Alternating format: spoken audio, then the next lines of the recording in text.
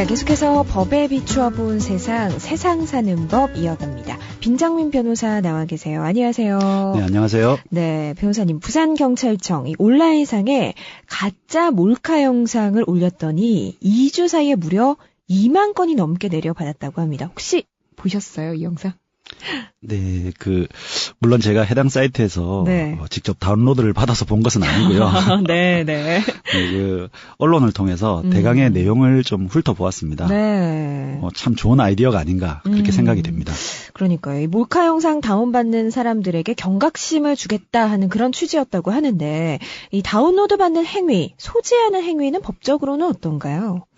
네, 사실 현행법상 이 소위 몰카 영상을 당사자 허락 없이 직접 찍거나 혹은 이를 포함한 음란물을 온라인 등으로 배포, 즉 업로드하는 경우에는 처벌이 됩니다. 예. 그런데 방금 말씀하신 단순하게 이를 다운로드 받는 행위만으로는 현행법상 원칙적으로 처벌은 되지 않습니다. 네. 그러다 보니 이번 부산지방경찰청에서도 이 다운로드한 사람들에 대해서 수사를 한 것이 아니라 네. 이제 이런 식의 캠페인을 벌이고 있는 것이죠. 그러나 한 가지 예외가 있습니다. 예. 이 다운로드 받은 음란물이 아동이나 청소년과 관련이 있다면 아동 청소년의 성보호에 관한 법률, 소위 아청법에 따라서 예. 2천만 원 이하의 벌금에 처해질 수가 있습니다. 아, 그렇군요. 근데 이게 사실 수요를 차단하지 못하면 문제가 계속될 텐데 이 다운로드 행위를 규제할 법적인 장치, 규제책 마련이 좀 힘든 건가요? 네, 방금 말씀드린 것처럼 현행법상 다운로드 받는 행위를 처벌하는 경우는 해당 영상의 내용이 아동이나 청소년과 관련된 경우뿐인데요. 예. 이런 방식으로 특정인의 몰카임을 알고도 이를 다운로드 받은 경우에는 처벌한다. 이런 식의 처벌 규정을 신설하는 것이 하나의 방법이 될 수 있어 보입니다. 네. 현재 말씀드린 아청법의 경우에는 아동이나 청소년이 등장하는 음란물임을 알면서 이를 다운로드 받아 자신의 컴퓨터나 휴대폰에 저장을 했다면 네. 이후에 이를 삭제한 경우에도 일단은 처벌 대상이 되고요. 예. 그런 방식을 이 몰카 관련 범죄도 적용을 시키면 아마 그것을 좀 규제하는 데 도움이 되지 않을까 개인적으로 생각이 됩니다. 그렇군요. 그러면 영상을 촬영해서 올리는 행위는 어떤가요? 어떤 법에 저촉이 되는 건지 또 처벌 수위는 어떻게 되는 건가요? 네, 오늘 우리가 다루고 있는 이 소위 몰카의 경우에는 네. 우선 촬영을 하는 경우에는 카메라 이용 촬영 범죄 또는 불법 촬영에 해당해서 성폭력 범죄의 처벌 등에 관한 특례법 제14조에 따라서 5년 이하의 징역이나 1천만 원 이하의 벌금에 처해지고 있습니다. 네. 그리고 이렇게 촬영한 촬영물을 인터넷 등에 유포한 자 역시도 7년 이하의 징역 또는 3천만 원 이하의 벌금으로 처벌이 되고 있습니다. 네. 자, 아울러 제가 실제 사건을 해보니까 네. 처벌 자체보다도 이러한 범행을 저지르실 경우에는 이제 최소 10년에서 20년간 성범죄자로서 신상 정보가 등록이 되고요. 그 정도에 따라서는 10년간 특정 분야의 취업 제한이라든지 네. 이런 식의 부수적인 보안 처분도 내려질 수 있습니다. 네. 이것을 더 많이 두려워하십니다, 사실. 그렇죠. 예. 근데 사실 이게 지금 피해자 입장에서 보면 굉장히 정말 큰 문제가 되는 건데 몰카 피해가 누구나 당할 수 있는 지금 상황이잖아요. 어떻게 대처해야 될까요? 네, 아무래도 조금 원론적인 답이 될 것 같기도 한데요. 예. 즉시 대응을 하시는 것이 이제 무엇보다 중요합니다. 네네. 사실 몰카라는 게 이 대부분 피해자들이 여성인 경우가 많아서 이 수치심에 그냥 넘어가시는 경우가 많은데요. 네. 절대 그렇게 하시면 안 됩니다. 네. 가급적이면 현장에서 곧바로 이제 112 등 이제 수사기관에 신고를 하시는 것이 증거 확보에 큰 도움이 되고요. 네. 혹은 차후에라도 사이버 경찰청 성폭력 상담 신고센터라든지 성폭력 피해 상담소, 또 여성 긴급 전화, 해바라기 센터 등 성폭력 관련 시설 및 기관에 반드시 신고를 하셔야 되고요. 예.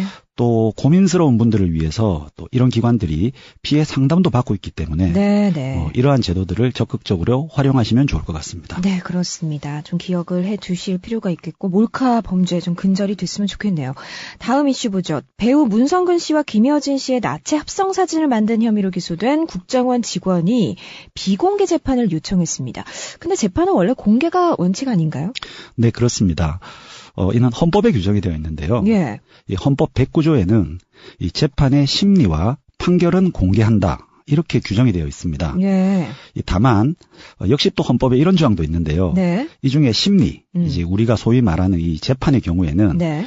국가 안전 보장이나 안녕 질서를 방해하거나 또 선량한 풍속을 해할 염려가 있을 때는 법원 결정에 따라서 공개하지 않을 수 있다. 이렇게 또 예외를 규정하고 있습니다. 네. 아마 해당 국정원 직원은 이러한 규정, 특히 해당 합성 사진을 만드는 과정이 이 국정원에서 이루어졌고, 예. 또 이를 밝히다 보면 국정원과 관련된 지휘 체계라든지 뭐 이런 식의 어떤 국가 기밀이 드러난다는 명목을 들어서 이러한 비공개 재판을 요청한 것이 아닌가 생각이 됩니다. 그렇군요. 그런데 지금 국정원의 위법 행위가 너무나 광범위하게 확인되는 상황에서 이 비공개 재판 요청, 사실 국민 정서와 좀 거리가 먼데요. 비공개 요청이 받아들여질까요? 네, 조금 애매한 부분이 있는데요. 예. 방금 말씀하셨던 어떤 국민 정서의 부분도 분명히 고려가 되어야 하겠지만, 네. 아무래도 앞서 말씀드린 것과 같이 해당 피고인이 국정원 직원이고요. 또 국정원에서 조직적으로 이런 일을 지시했느냐 하는 이 부분이 쟁점이 되고 있는 것으로 보이는 만큼 예. 이를 밝히는 과정에서 사실 국정원의 어떤 지휘 명령 체계라든지 또 이와 관련된 일부 국가 기밀이 좀 공개될 위험도 있어 보이거든요. 그리고 사실 지금까지 이와 유사한 사건들에서 네. 사법부는 대부분 비공개 결정을 했습니다. 아, 그렇군요. 네, 그래서 이 양측을 다 고려해서 이번에는 사법부가 어떤 판단을 할지 한번 지켜봐야 할 것 같습니다. 그렇군요. 한번 지켜보겠습니다. 다음 이슈입니다. 지난주 부산 고등법원이 이 난민 장애 아동의 장애인 등록 거부 처분을 취소하는 판결을 내렸습니다. 지난번에도 이 문제를 저희가 한번 다룬 적이 있는데 꽤 의미 있는 판결이에요. 네, 그렇습니다.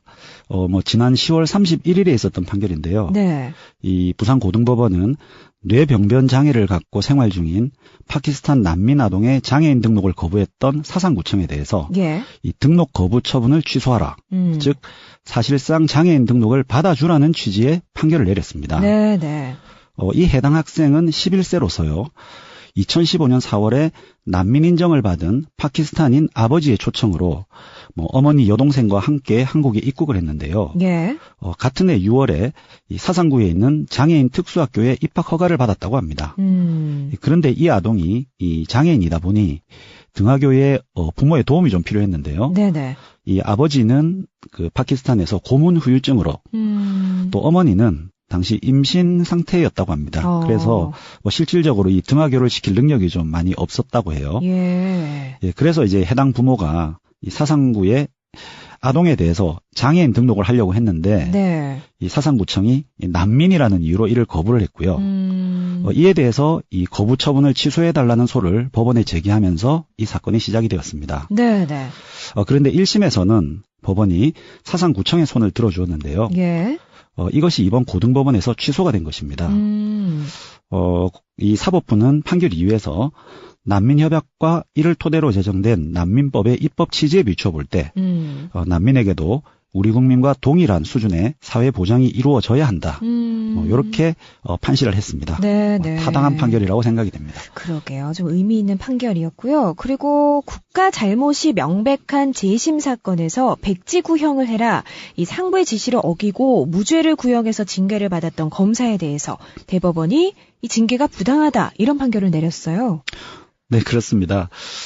언론에도 좀 많이 회자되신 분인데요. 예. 예, 임은정 의정부지검 검사입니다. 네. 대법원은 지난달 31일 과거사 재심 사건에서 상부의 지시를 어기고 이 무죄 구형을 한 임 검사가 네. 법무부 장관을 상대로 낸 징계 처분 취소 소송에서 정직 4개월 처분을 취소하라고 판단한 원심을 확정했습니다. 우선 청취자 여러분들께서는 이 백지 구형이라는 말 자체가 좀 무척 생소하실 텐데요. 네, 네. 어떤 내용인가요? 일반적으로 이 형사재판이라는 것이 피고인, 즉 범죄 혐의가 있어서 기소된 자와 이를 처벌하고자 하는 검사가 서로 다투는 것인데요. 예, 예. 이 재판 과정에서 증거 조사가 끝나면 최종적으로 검사는 법정에서 판사에게 피고인을 징역 몇 년에 처해달라 이렇게 요구를 하게 됩니다. 네. TV에서도 많이 보이시죠? 그렇죠. 예, 이를 구형이라고 합니다. 형을 구한다는 뜻인데요. 예. 예, 그런데 이 백지 구형이라는 것은 이 검사가 판사에게 특별하게 징역 몇 년이라든지 이런 식의 형벌을 특정하지 않고요. 네. 예, 법원이 알아서 선고해달라는 식으로 구형을 하는 것입니다. 네. 그냥 뭐 법과 원칙에 따라 뭐 선고를 해달라 이런 식으로. 네, 이런 백지 구형은 주로 피고인의 무죄가 확실한 경우에 이루어집니다. 왜냐하면 무죄이기 때문에 검사가 구형하기가 난처하니까 네. 법원이 알아서 해달라는 것이죠. 네네. 비록 검사가 볼 때도 이게 무죄는 맞는데 네. 그래도 검사의 자존심이 있으니까 내가 무죄라고 스스로 인정하기는 그렇고 예. 그냥 판사한테 알아서 해달라 예, 이렇게 미루는 것이거든요. 예. 지금까지 일종의 검찰의 관행이었습니다. 네네네. 예, 그런데 이 임검사는 2012년 12월에 방공임시특별법 위반 혐의로 징역 15년이 확정된 고 윤길중 진보당 간사의 유족이 청구한 재심 사건을 담당했는데요. 네네. 예, 이 과정에서 임검사의 지휘검사는 임검사에게 방금 소개해드렸던 백지 구형을 하라고 지시를 하였다고 합니다. 예. 그런데 임검사가 이를 거부하고 나는 무죄 구형을 하겠다 이렇게 주장을 한 것이죠. 예, 그러자 이 상사인 이 부장검사가 임검사에게 그 사건을 임검사가 담당하지 말고 예. 다른 검사에게 넘기라고 지시를 했는데요. 네. 임검사는 재판 당일에 이 검사의 이 부장의 지시를 어기고요. 법정 출입문을 잠근 채 법정에 들어가서 이제 무죄를 선고해달라는 무죄 구형을 했습니다.